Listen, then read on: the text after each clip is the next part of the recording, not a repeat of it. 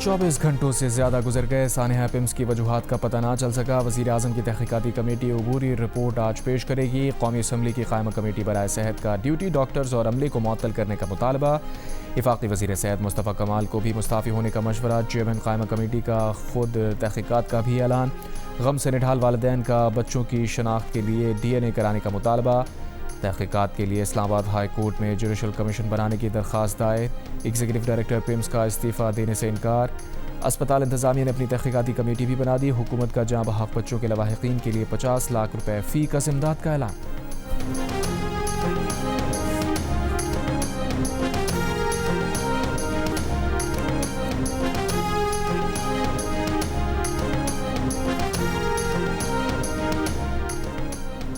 پیمز اسپتال کے دورے میں پتہ چلا کہ نرسری میں 15 نہیں بلکہ 40 سے 50 بچے موجود تھے۔ قومی اسمبلی کی قائمہ کمیٹی برائے صحت کی رکن ڈاکٹر شازیہ صوبیہ کی GODUs کے پروگرام کیپٹل ٹاک میں گفتگو۔ سابق ایڈوکیٹ جنرل اسلام آباد جہانگیر جدور نے کہا، جوڈیشل کمیشن بنائے بغیر واقعے کی انکوائری مکمل نہیں ہو سکتی۔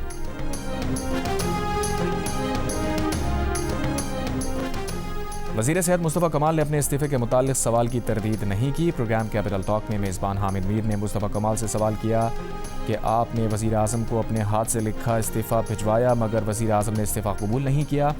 مصطفیٰ کمال نے میزبان حامد میر کے اس سوال کی تردید نہیں کی اور کہا، جب آپ کو معلوم ہے تو آپ مجھ سے کیوں پوچھ رہے ہیں؟ میزبان حامد میر نے کہا، یعنی وزیر اعظم سے پوچھنا چاہیے۔ اس پر مصطفیٰ کمال نے کہا، جہاں سے آپ کو معلوم ہوا ہے وہیں سے پوچھ لیں۔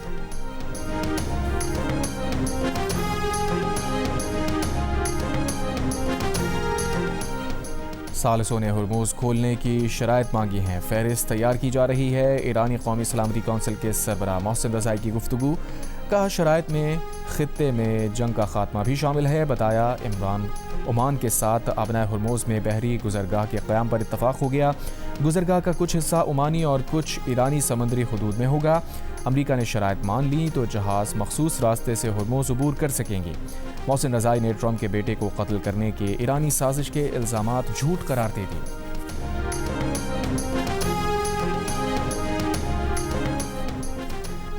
امریکہ نے ایران سے مذاکرات کی تردید کر دی۔ White house press secretary Caroline لیوٹ نے کہا، فی الحال امریکہ اور ایران کے درمیان کوئی بات چیت نہیں ہو رہی اور یہ صورتحال اس وقت تک رہے گی جب تک صدر ٹرمپ کو یہ نہ لگے کہ ایران بامانی مذاکرات کے لیے تیار ہے۔ کیرولائن لیوٹ نے کہا کہ ایرانی فوج کو تباہ کرنے کے لیے آپریشن ایپک فیوری کیا تھا، اب ایرانی معیشت تباہ کرنے کے لیے کارروائی کو آپریشن اکنامک آؤٹ کاسٹ کا نام دیا گیا ہے۔ صدر نے تمام آپشنز کھلے رکھے ہوئے ہیں۔ وزیر اعظم آزاد کشمیر کے انتخاب کے لیے قانون ساز اسمبلی کا اجلاس آج ہوگا۔ صدر نون لیگ نواز شریف نے بیرسٹر افتخار گیلانی کو وزیر اعظم آزاد جموں کشمیر کے لیے نامزد کیا ہے۔ بیرسٹر افتخار گیلانی ٹیکنوکریٹ نشست پر منتخب ہوئے تھے۔ امریکہ کے صدر ڈونلڈ ٹرمپ نے خود کو ملکی تاریخ کا عظیم ترین صدر قرار دے دیا۔ Abraham Lincoln, Washington, FD Roosevelt, Wilson, Jefferson اور جیکسن کو عظیم صدور کی فہرست میں ڈالا، جبکہ عظیم صدور کے قریب ترین میں T روزویلٹ، کلیولینڈ، ایڈمز اور پول کو ڈالا۔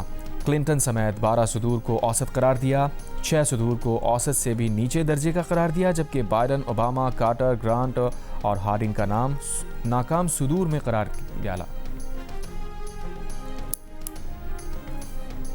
ویمنز ایشیا کپ آج سے شروع ہوگا۔ ایونٹ میں پاکستان اور بھارت کا مقابلہ 5 ستمبر کو کھیلا جائے گا۔ اور لارڈز ٹیسٹ کے دوسرے روز انگلینڈ کی ٹیم 9 وکٹ 248 رن سے اپنی پہلی اننگز آگے بڑھائے گی۔ پہلے روز خراب موسم کے باعث صرف 56 اوورز کا کھیل ہو سکا۔